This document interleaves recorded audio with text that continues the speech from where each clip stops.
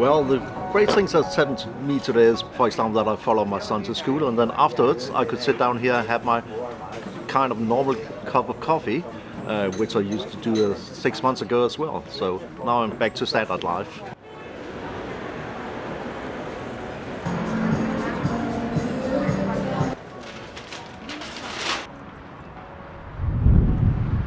Today is a day full of joy, and finally we're able to open the doors to our visitors, and it's something we have been longing to do for actually more than 4 months.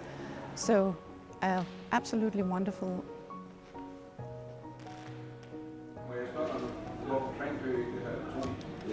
The good thing is that we can say good day to our customers, the regulars, the new ones, and everyone who is coming to visit our cafe.